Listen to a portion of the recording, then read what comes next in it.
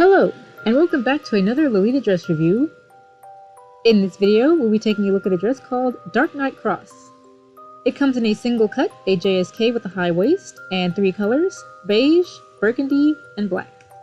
Unfortunately, I don't know anything about the brand that made this dress. It's almost impossible to find this dress as it is, so I do apologize for the lack of information. For the purposes of this review, we'll be taking a look at the JSK in the black colorway.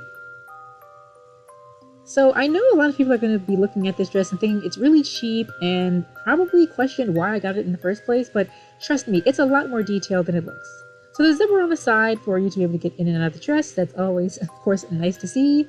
And there's this nice corset lacing in the middle. But before we look at that, look at how glittery the entire dress is. I don't know about some people may find this tacky, but I love it. It just gives it such a nice sheen that makes it look super gorgeous in the bright light. Anyway, going down, you can see the corset stops right at the waist of the dress, and as mentioned before, this is a very high-waisted dress, so if you happen to come across this in the secondhand market, do be aware of that. It's extremely high-waisted. The dress also has some waist ties, but again, it is a cheaper dress, and this is not a waist tie that you can remove like Angelic Pretty that are sometimes attached with a button. These waist ties are stuck to the dress at all times, so again, keep that in mind if you are a fan of ones that you can remove. So there's more lacing on the side of the dress, and as it goes down, there's a little bit of a split as well that is a different color. On this colorway, you can see that it is a bright red. And going up and down, you can sort of see a little bit of the print that we're going to take a look at later. It's very Gothic themed, you can tell that with just a glance. Not a true Gothic dress that most Gothic Lolitas would be into, but it's definitely right up my alley. And as for the lace at the bottom, you can see there are 2 layers. There is a red one on top, and there is a black one on the bottom. And again, very, very glittery. Here is a full look at the front of the dress. And I do have to mention here, like I said, this dress is extremely difficult to find. You're probably only going to find it on the secondhand market, but even then, it's really, really hard. So if you're interested in this dress, you're going to have to do a lot of searching.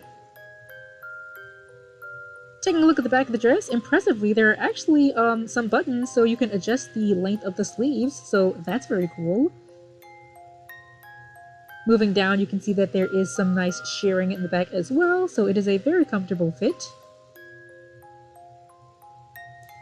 And again, you can see that it is pretty high-waisted.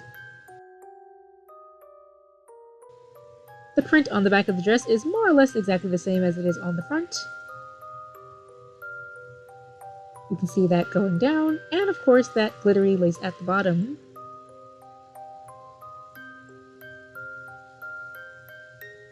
Here is a full look at the back of the dress. I really wish that I knew the brand maker of this dress, if for no other reason just to properly credit them, but also because I would just like to pay some respects to whoever made this print. So you guys are probably looking at this, and like I said, it's not really like true Gothic. It's kind of like baby's first Gothic Lolita dress, like one of those dresses that you kind of pick up thinking it's Gothic, but it's really not. But whatever you would like to call it, I kind of just really like the vibe. It's about as Gothic as I'm ever going to get. I just really love cross motifs, and you can see that there are crosses all over this dress. There are crosses in red and gold. There's also a crown with bat wings on it. I really love this cross right here with the roses on it. It's just so gorgeous and so beautiful. It's my favorite of the crosses on the dress, of which there are plenty. They're all over the place, and I just really love just the elegance of it, the vines, the thorns surrounding the cross as well, where the roses are coming from. It's so pretty. But again, there's all of these black crosses in the background as well that are sort of just fading, receding into the background that you don't really notice that much. I honestly didn't even realize there were that many until I did this close-up. As you go down a little bit further towards the main border print, you can see this nice rose bead cross chain going across the width of the dress. And like I said, it's just really pretty and just adds an extra bit of detail to it. There's just so much going on in this dress that you probably wouldn't have expected for such a cheaply made Taobao dress. And I am being honest about the fact that it's definitely a cheaply made dress, but that doesn't mean that it's not a good and gorgeous dress. And what I mean by that is this print. So here we have a coffin, I believe. My sister thought it was a stained glass window, but I'm pretty sure it's a coffin with a crown on top, and it looks like there's a little bit of a halo in the back, the kind of halos you see in old artwork, ancient artwork. And there's a huge cross on the center of it with those roses and those thorns, and it's just got the crown with the bat wings under it and the phrase "the cross." So again, just very gorgeous. There is another detail here. It looks like it's meant to be a church. Like, this seems more like a stained glass window to me. Again, I'm not sure, but it just feels like it's trying to tick some of these Gothic beats, which, again, some people might not really like and think that it's, you know, just like, oh, baby's first Gothic dress, just throw a bunch of crosses and roses on it and bat wings, and it's Gothic, right? Well, I agree that that's not true, but for me, it's really just everything that I'm looking for in a dress. I just really love the roses, I really love the crosses, I really love the gold and the red and the little bit of green in it, and the slight bit of pink as well, because the coffin and the roses are actually a pink color. So I actually like courting this dress with both red and pink, so it's kind of like a little bit of a creepy cute sort of vibe. Pastel goth as well is another way to describe it. So yeah, you can really see all these nice details, and it's really just those two things, these whatever it's meant to be, stained glass windows maybe, as well as the coffin, and other than that, just the repeating crosses and the bat wings. So it is very simple, but despite that, I still like have like a attachment to it for some strange reason.